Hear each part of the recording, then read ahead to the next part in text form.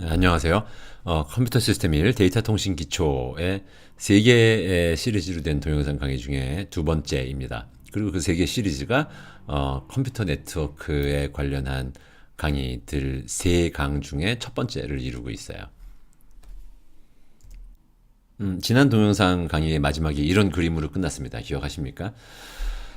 어, 데이터 네트워크를 생각하고 설명하기 위해서 이렇게 계층을 나누어 가지고 1층부터 7층까지의 서로 다른 계층을 가지도록 모델을 만든 것이 표준으로 채택되어 있고, 네트워크를 얘기할 때 이 7계층에 대한 얘기를 굉장히 많이 참조를 합니다. 그래서 우선은 이렇게 나눠져 있다라는 것까지만 이야기를 했고, 이 OSI 7 레이어와 좀 가운데 적혀 있는 프로토콜이라는 거에 대해서는 이 동영상 시리즈 말고 그 다음번 강의에서 다루게 되겠습니다만, 지금은 어쨌든 이런 식으로 물리적으로 어떤 매체를 어떻게 이용해서 통신을 하게 하느냐, 그 위에 어떻게 해서 에러가 없고 서로 올바른 흐름으로 데이터를 주고받게 만드느냐, 이런 것들이 이제 1, 2층의 이야기고, 3층 네트워크 레이어에서는 그러면 주소를 어떻게 지정하고 어떻게 출발지로부터 목적지까지를 찾아가게 하느냐, 뭐 이런 얘기들을 다루게 됩니다만, 이번 그리고 이 다음 동영상 강의, 두 번의 동영상 강의에서는 주로 피지컬 레이어와 데이터 링크 레이어에 집중을 할 거예요. 약간 네트워크 레이어에 대한 얘기도 들어가겠지만 아주 조금입니다. 지난 동영상 강의의 마지막에도 얘기했습니다만, 그 얘기들은 굉장히 딱딱하고 뭔가 좀 눈에 보이지도 않고 손에 잡히지도 않고 좀 알기 어려운 그런 얘기들처럼 들리게 됩니다.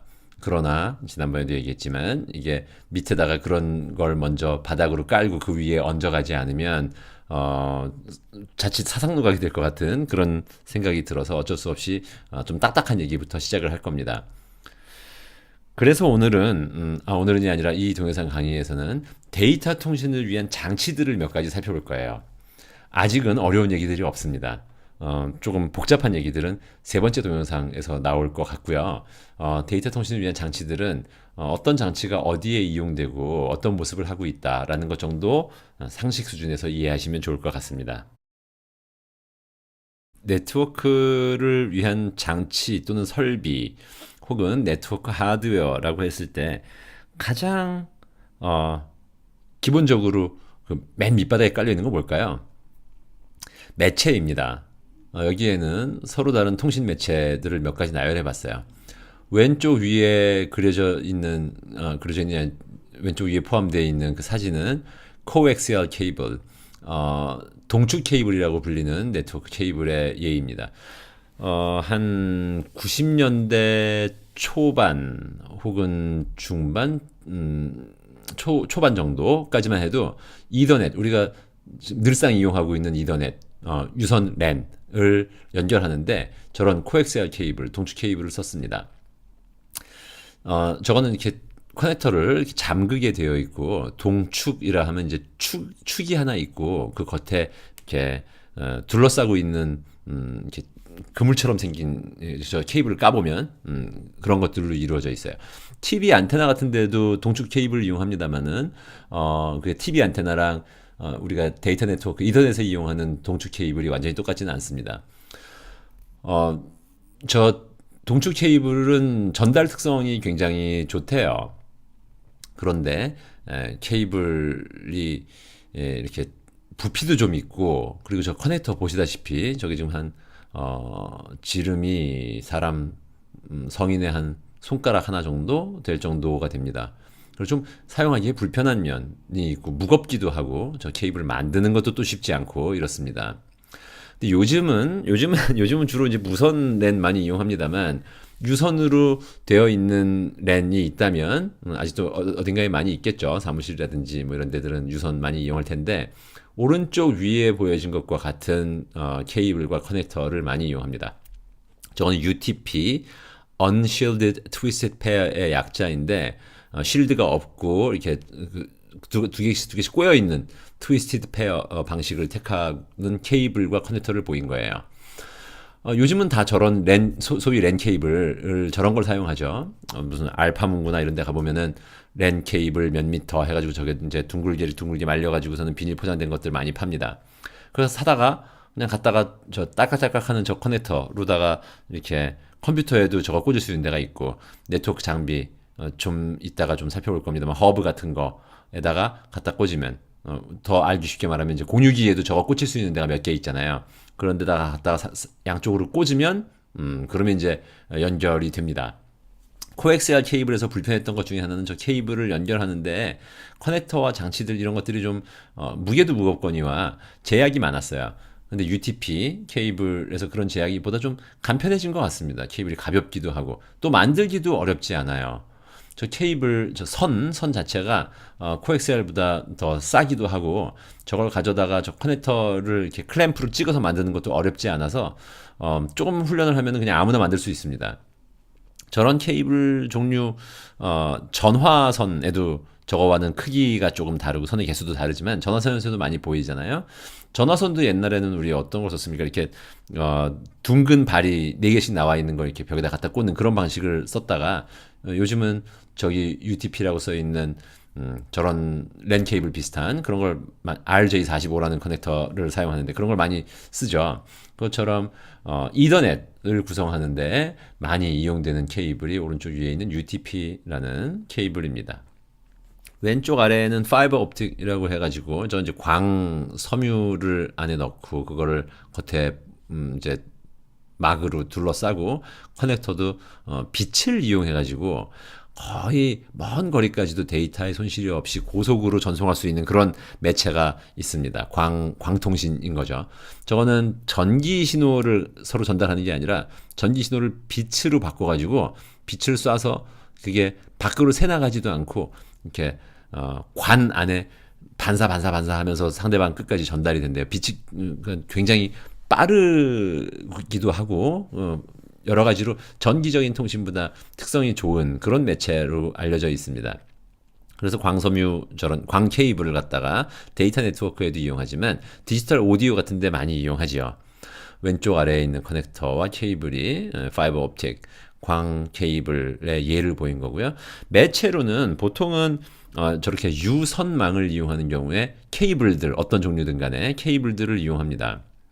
그래서 사무실에 입주하게 되면은 대부분의 경우 맨 처음 하는 일이 이렇게 소위 멀티탭이라고 부르는 거 저기 벽에 전기 이렇게 꽂아가지고서는 책상마다 바닥으로 뭐 이렇게 배선하는 그런 일 하고 그 다음에 하는 일이 보통 네트워크 공사 뭐 장비 하나 갖다 놓고 선을 까는 거죠 사무실에다가 그런 일들이 많이 있었고요. 또 우리가 직접 그런 걸 하진 않지만 건물을 공사할 때도 전원 그리고 통신선 이거를 까는 거는 굉장히 기초 공사에서 중요한 일이 되어 왔습니다.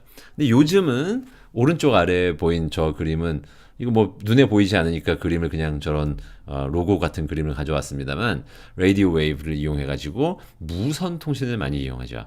무선 통신 결국은 전파가 매체가 되는 그런 경우인데 매체는 이렇게 여러 가지가 있을 수 있는데 어쨌든 하나의 매체를 한 컴퓨터라고 그냥 합시다. 한 쌍의 컴퓨터가 그냥 독점하고 이용할 수만은 없는 그런 상황이 벌어집니다. 네트워크이니까요. 여러 대의 컴퓨터, 여러 통신 주체들이 같이 매체를 나누어 쓰면서 통신해야 될 일이 생깁니다. 그러면 이제 그건 어떻게 할 거냐라는 거는 이제 좀 나중에 살펴보기로 하겠습니다.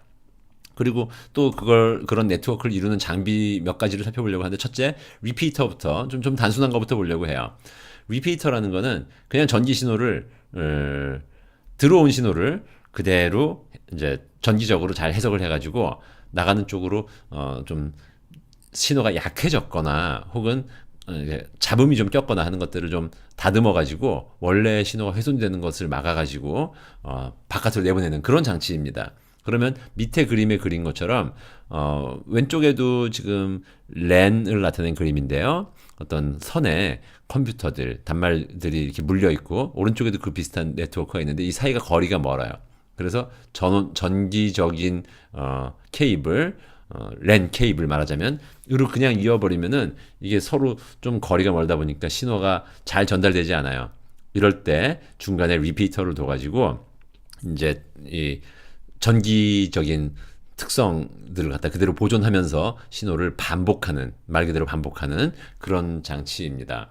동일 랜상에서 거리를 연장하거나 혹은 접속 시스템의 수를 증가시키기 위해 사용합니다. 접속 시스템이 많아지면 그만큼 이제 케이블의 전체 길이, 버스라고 보통 부릅니다만 길이가 길어지고, 그러면 신호가 저쪽 끝에서 이쪽 끝까지 도달하려면은 전기적으로 이렇게 먼 데까지 도달하기가 어렵고 뭐 이런 경우에 리피터를 사용해 가지고 전기적으로 그냥 신호를 복제한다라고 볼 수 있는 그러한 종류의 장치입니다. 별로 복잡할 게 없을 거예요. 허브라고 불리는 것들이 있는데 여기에서는 허브를 두 종류로 나누어 살펴보겠습니다. 먼저 살펴볼 허브는 더미 허브라고 불립니다. 그냥 동일 매체를 이용해서 중계만 담당하는 거예요. 밑에 보인 사진에는 지금 그 포트가 뒤쪽에 있는데 몇 개의 랜 케이블을 꽂을 수 있는 그런 장치입니다. 이거는 아까 얘기한 우리가 아직까지 OSI 7 레이어에서 각각 레이어에서 뭐가 담당되고 있는지 그런 건 얘기하지 않았지만 그 레이어 모델로 보면은 물리 계층 맨 밑에 레벨에서 동작합니다. 그냥 선을 서로 이어준 거랑 똑같아요. 예를 들면 지금 왼쪽 아래에 있는 사진의 허브에 컴퓨터들을 4개를 갖다가 꽂았어요. 그러면 그냥 4개를 같은 선으로 그냥 쭉 연결한 거랑 비슷합니다. 아까 케이블 이야기를 했을 때 동축 케이블을 이용하면은 보통은 동축 케이블을 가지고 이렇게 쭉 연결을 해가지고 진짜로 선 하나에서 가지치기 된 것처럼 그렇게 연결을 했습니다. 그런데 요즘은 그 UTP 케이블 주로 뭐 10 베이스 T라고 하든지 뭐 그런 종류의 케이블을 많이 이용하는데 그런 것들은 그 선을 그렇게 진짜로 가지치기처럼 쓰지 않고 허브에다가 뭐 4개면 4개, 뭐 10개면 10개의 컴퓨터를 서로 각각 케이블을 이용해서 있습니다. 그러면 사실은 이게 그냥 더미 허브인 경우에는 그것들이 논리적으로는 그냥 정해진 매체 하나를에다가 그냥 가지치기 하듯이 그냥 쭉 이어놓은 거랑 똑같게 됩니다. 오른쪽에 그려진 그림은 프린터, 뭐 랩탑, 서버, 뭐 개인용 컴퓨터 이런 것들을 허브에다가 연결해 놓은 모습을 나타내고 있어요. 그러면 앞에서 본 그림처럼 이렇게 매체 하나가 쉐어드 버스가 이렇게 쭉 있고 거기에 가지치기 하듯이 장치들이 연결되어 있는 그런 모습을 만들어내기 위해서 사용하는 것을 더미 허브라고 부릅니다. 그런데 허브 중에는 조금 더미 허브보다는 나은 기능을 가지고 있는 허브들도 있어요. 스위칭 허브라고 부릅니다. 네트워크 스위치라는 장비가 있는데 이게 허브 역할도 하면서 일정만큼의 스위칭을 하기 때문에 스위칭 허브라고 불러요. 이거는 더미 허브랑은 달리 데이터 링크 계층, 그러니까 그보다 하나 위의 층, 2층에서 동작합니다. 그래서 이게 L2 스위치라고도 불러요. 그리고 네트워크 스위치 중에는 그보다 또 하나 위에서 동작하는 그런 스위치도 있어서 그건 L3 스위치라고 부릅니다.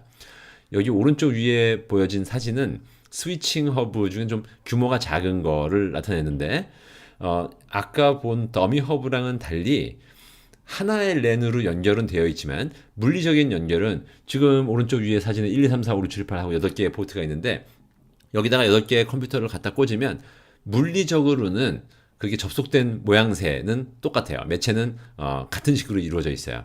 하지만 스위칭 허브는 더미 허브랑은 달리 누구랑 누구랑 통신을 해야 되면은 그 둘 사이에 마치 전용으로 그 연결이 만들어진 것처럼 그렇게 스위칭을 합니다. 그러기 위해서는 누구와 누구 사이에 스위칭을 해줘야 하는지를 알아야 될 필요가 있고 그렇기 때문에 데이터 링크 계층 잠시가 아니라 이제 요 다음 동영상에서는 데이터 링크 계층에 대한 얘기를 좀 더 하게 될 텐데 어느 컴퓨터 이렇게 지정되어 있는 모습을 보고 그러면 얘네 둘을 연결해 줘야 되겠구나. 또 다른 시점에는 뭐 컴퓨터 A와 컴퓨터 B가 연결돼서 이용했다가 그 다음엔 컴퓨터 A와 컴퓨터 C가 연결돼야 된다 그러면 이제 동적으로 스위칭을 해주는 그런 기능을 가지고 있어요. 그래서 하나의 랜을 많은 병렬 회선의 형태로 아래 두 개의 그림을 비교해 보시면 가운데에 있는 그 허브의 화살표가 서로 좀 다르게 그려져 있죠. 그런 것처럼 많은 병렬 회선의 형태로 세그먼트화를 해가지고 데이터 전송 효율을 높이는 겁니다. 매체 하나를 놓고 여러 대의 컴퓨터가 서로 통신을 하려고 그러면 예를 들면 왼쪽에 그려져 있는 그림처럼 저게 그냥 더미 허브로 하나의 쉐어드 미디엄 공유되어 있는 매체에 연결되어 있으면 동시에 데이터를 주고받을 수 있는 컴퓨터들은 한 쌍뿐이에요. 매체를 공유하고 있기 때문에 컴퓨터 A와 컴퓨터 C가 통신을 하고 있으면 왼쪽 그림에서 서버와 컴퓨터 B 사이에는 통신을 할 수 없습니다. 그걸 시간을 갈라가지고 이용하도록 되어 있어요. 그런데 만약에 오른쪽 그림, 오른쪽 아래 그림에서 보인 것처럼 스위칭 기능을 가지고 있으면 물리적으로는 똑같이 연결되어 있는 것처럼 보이지만 그 안에서 저 스위칭 허브가 혹은 네트워크 스위치가 회선을 이렇게 연결된 상태로 데이터를 여기로만 보내주도록 할게 라는 식으로 해갖고 예를 들면 컴퓨터 A와 컴퓨터 C가 서로 통신을 하고 있을 때 동시에 저기 보인 그림의 서버와 컴퓨터 B도 통신을 할 수 있습니다. 그래서 매체를 이용하는 효율을 높이는 거죠. 당연히 스위칭 허브는 더미 허브보다 비쌉니다. 근데 뭐 별로 걱정하지 않으셔도 될 일은 우리가 요즘 사용하는 이제 하드웨어 값은 자꾸 싸지니까 가정에서 사용하고 있는 그런 무슨 소위 인터넷 유무선 공유기 이런 몇만 원 정도 하는 그런 제품들은 거의 대부분이 일정 정도의 스위칭 기능을 가지고 있습니다. 그 다음에 이제 브릿지에 대해서도 간단하게만 얘기하겠습니다. 여러 개의 랜이 있을 때 오른쪽 아래에 있는 그림을 보면 랜 1, 랜 2, 랜 3, 랜 4 이렇게 서로 다른 4개의 랜이 있는데 이것들을 서로 연결하기 위해서 이용하는 장치를 가운데인 브릿지라고 쓰여 있죠. 브릿지라고 부릅니다. 브릿지는 데이터 링크 계층, 즉 2층에서 동작합니다. 서로 다른 랜에 만약에 어떤 경우에 따라서는 두 개 이상의 랜이 다르게 구성되어 다른 뭔가를 이용해서 구성되어 있을 수도 있는데 그런 사이를 이렇게 메우는 연결을 하는 그런 장치를 브릿지라고 부르고 전체 네트워크의 노드의 수 그러니까 컴퓨터가 여러 대 연결된다든가 또는 거리 좀 멀리 떨어져 있다든가 하는 거를 만들 때 사용을 하고 트래픽의 병목 현상을 줄일 수 있습니다. 만약에 지금 랜 1, 랜 2, 랜 3, 랜 4라고 쓰여 있는 저 4개의 랜들이 물리적인 거리는 멀지 않더라도 매체를 공유하는 식으로 사용하면은 서로 통신량이 많아지면은 이게 병목 현상이 생길 수 있는데 이거를 분리해냄으로써 각각의 독립된 랜 안에 들어있는 컴퓨터들끼리는 자기네 안에서만 통신을 하면 되고 브릿지를 안 건너도 되니까 이런 병목 현상을 줄일 수 있어서 그래서 이용하는 장치입니다. 그리고 또한 네트워크를 분산 구성을 함으로써 보안성도 증대할 수 있어요.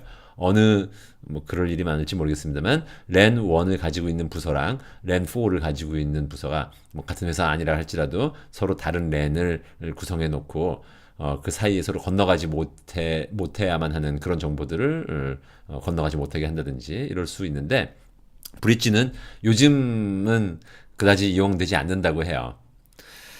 그리고 이제 마지막으로 라우터에 대해서 알아보겠습니다. 라우터라는 얘기는 우리가 흔히 요즘 이래저래 많이 듣게 됩니다. 우리 보통 가정에 사용하는 그 유무선 공유기도 라우터 기능을 뭐 일부 가지고 있죠. 인터넷에서 상이하게 서로 다르게 구축된 IP 네트워크, IP에 대해서는 나중에 이 동영상 말고 그 다음번 강의에서 얘기하게 될 텐데 IP라는 말은 뭐 많이 쓰죠. IP 네트워크들 사이를 연결하기 위해서 라우터가 사용되는데 이거는 지금까지 본 장치들과는 달리 3층 네트워크 계층에서 동작합니다. 예를 들면 내가 어떤 IP 어드레스 뭐 1.2.3.4 저 아래는 지금 1.2.3.4가 쓰여 있는데 이런 데를 찾아가야 된다. 뭐 이렇게 되면은 라우팅이라는 걸 하는데 어떻게 경로를 따라가야 경우에 따라서는 우리가 미국에 있는 서버를 지칭할 수도 있고 아프리카에 있는 서버를 지칭할 수도 있고 그러면 한 방에 회선이 연결되어 있지 않잖아요. 그 사이에 여러 경로를 거쳐야 되는데 어떤 경로를 거쳐야 하는가를 결정하는 걸 라우팅이라고 부르고 그런 일들을 수행하면서 서로 다른 네트워크들 사이를 묶어주는 그런 역할을 하는 장치를 라우터라고 부릅니다. 이렇게 컴퓨터 네트워크 또는 데이터 네트워크를 구성하는 장치들을 좀 살펴봤는데요. 짐작하시다시피 네트워크의 종류도 굉장히 많고 범위도 굉장히 서로 다릅니다. 뭐 몇 개만 모아놓은 네트워크도 있고 막 전 세계를 연결한 인터넷도 있고 막 이렇습니다. 우리가 흔히 그냥 많이 접하게 되는 네트워크가 랜인데 지금은 랜을 구성하는 방법에 대해서 조금 더 깊이 있게 살펴보기 시작하려 합니다. 그 중에 대표적으로 많이 이용되어 왔고 지금도 많이 이용되는 것이 이더넷입니다. 이더넷은 IEEE 국제 전기 전자 학회라고 부르나요? IEEE에서 굉장히 많은 표준을 제정해 두고 있는데 802.3이라는 번호가 붙은 그런 표준에 규정된 데이터 네트워크를 구성하기 위한 매체 활용 규격입니다. 왼쪽 아래에 있는 그림이 보통 이더넷을 얘기할 때 많이 사용하는 그림이에요. 쉐어드 버스, 공유되는 버스가 있고 여기에 컴퓨터들이 지금 이 그림에서는 하나, 둘, 셋, 넷, 다섯 개가 물려져 있습니다. 그러면 이 매체를 매체라고 했을 때는 오른쪽 밑에 있는 사진 그 케이블을 이용해서 이제 매체를 구성했겠죠. 그 매체를 이용하려고 하는데 동시에 지금 어떤 한 컴퓨터 입장에서 봐서는 누가 누구랑 데이터 통신을 하고 있는지 어쩐지 잘 몰라요. 그래서 누가 통신을 하고 있는데 나도 하려고 그러면 충돌이 생길 수 있습니다. 그럼 이 충돌을 감지하고, 그러니까 충돌이 생겼는지 안 생겼는지 감지하고 제어하는 그런 기법을 정의하고 있어요. 그러기 위해서 모든 장치에는 고유의 MAC, Medium Access Control의 약자인데 그건 이제 다음 동영상에서 좀 자세하게 이야기할 겁니다. MAC 주소 또는 이더넷 하드웨어 주소라고 부르는 주소를 가지고 있어요. 이더넷에 연결될 수 있는 장치들은 전부 고유하게 저런 주소를 하나씩 가지고 있습니다. 저 괄호 안에 들어있는 걸 보면 B8, 8D, 12, 55 뭐 이런 식으로 해가지고 하나, 둘, 셋, 넷, 다섯, 여섯 덩어리, 그리고 저 덩어리들을 보면은 두 자리짜리 16진수라는 걸 짐작할 수 있죠. 6개의 바이트로 이루어진 주소를 고유하게 가지고 있어요. 하드웨어에 박혀 있습니다. 내가 가지고 있는 랩탑 컴퓨터에 들어있는 네트워크 인터페이스가 어떤 맥 주소를 가지고 있고, 또 우리 집에 있는 이더넷 공유기가 어떤 맥 주소를 가지고 있고, 또 우리 학부 서버실에 있는 어떤 서버가 어떤 맥 주소를 가지고 있고, 전 세상에 있는 모든 장치에 서로 다른 맥 주소가 부여되어 있어야 하는 것이 원칙입니다. 근데 물론 요즘 네트워크 장비들 중에는 저거를 맥 주소를 내가 뭐인 척 하도록 그렇게 설정할 수 있는 것들도 많이 있습니다만, 원칙적으로는 모든 장치에 서로 다른 맥 주소가 있어야 됩니다. 그래서 저걸 하드웨어 주소라고도 부릅니다. 그러면 그 주소를 가지고서 이제 요 강의에서는 아니고 다음 동영상 강의에서 어떻게 매체를 서로 갈라서 이용하는지를 아주 대충만 좀 살펴볼 겁니다. 이더넷이 많이 이용되어 왔긴 하지만 요즘은 이제 무선망을 많이 이용하잖아요. 보통 우리가 와이파이라고 부르는데 이거는 IEEE 802.11에 규정된 매체 활용 규격을 이용합니다.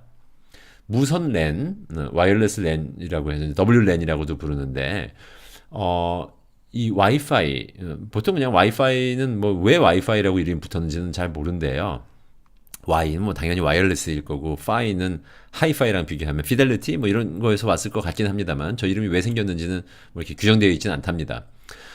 근데 어쨌든 무선 랜에 접속할 수 있는 장치들은 이더넷과 동일한 형태의 맥 주소를 가지고 있습니다. 즉, 내 컴퓨터에 유선 네트워크 인터페이스도 있고, 즉 케이블 꽂을 수 있는 데도 있고, 또 그 컴퓨터가 무선 랜에 접속할 수 있는 무선 랜 장치도 가지고 있으면 서로 다른 맥 주소를 가지고 있어요. 모든 이제 장치들은 고유한 맥 주소를 가지도록 그렇게 되어 있습니다. 그리고 이제 매체에 대해서 이야기하자면 이 와이파이, 와이어리스 랜은 2.4GHz나 5GHz 정도의 그러니까 2.4GHz를 쓰거나 아니면 5GHz를 쓰거나 이런 정도의 주파수를 가지는 무선 통신, 라디오 웨이브를 가지는 통신, 즉 전파를 매체로 하는 그런 무선 통신을 이용합니다. 이 두 가지의 랜 구성 방식, 하나는 우리가 흔히 이용하는 유선 랜, 다른 하나는 우리가 흔히 이용하는 무선 랜에서는 공히 여기 보여지는 이더넷 프레임 포맷을 이용해서 통신을 하고 있어요. 프레임이라고 하는 거는 우리가 자세하게 얘기하지는 않겠습니다만 전달하려고 하는 데이터에다가 뭘 이렇게 덧붙여가지고 어떤 일들을 할 수 있도록 만들어요. 여기 보면은 네모가 쭉 나란히 연결되어 있습니다만 맨 오른쪽에서 두 번째에 있는 데이터라고 쓰여진 게 실제로 내가 전달하고 싶은 데이터입니다. 그거는 내 위의 계층에서, 즉 3층에서 나한테 내려준 이 데이터를 전달해야 된다라는 것가 들어있어요. 그리고 앞뒤로 뭐 좀 붙어 있는데 맨 뒤에 있는 4바이트에는 프레임 체크 시퀀스라는 게 쓰여 있죠. 그리고 CRC라고 괄호 안에 들어있는데 요거는 좀 기억을 해두시기 바랍니다. 다음 강의의 마지막에서 다시 잠깐 등장할 거예요. 그리고 그 앞에는 데이터의 바로 앞에는 2바이트로 이 데이터가 얼마나 기냐라는 거를 쓰는 필드가 있어요. 그 앞에 6바이트씩의 소스 어드레스, 그러니까 출발지랑 데스티네이션 어드레스, 그러니까 도착지의 주소가 적혀 있습니다. 이게 6바이트인 거는 앞에서 맥 주소가 6바이트로 정해져 있기 때문에 여기에 6바이트를 쓰는 거겠죠. 그리고 그 앞에는 뭐가 좀 더 붙어 있는 이런 형태를 우리가 프레임이라고 부르고, 다음 동영상 강의에서 얘기할 거지만 데이터 링크 레이어, 즉 2층에서는 이 프레임을 단위로 출발지, 그러니까 데이터를 보내려고 하는 쪽, 그리고 도착지, 데이터를 받아야 할 쪽 사이에 어떻게 통신이 이루어질지, 특히나 공유된 매체, 이더넷의 경우에는 케이블로 이루어진 망일 거고요. 와이파이의 경우에는 무선망일 텐데, 무선 전파도 어쨌든 공유된 매체죠. 그런 공유된 매체를 사용해서 어떻게 데이터가 안정적으로 주고받아줄 수 있는지를 이제 쌓고, 그 다음에는 그 위에 네트워크를 구성하는 3층 이상의 프로토콜의 얘기가 있을 겁니다만, 그거는 이번 동영상 강의 시리즈에서 다루지는 않습니다.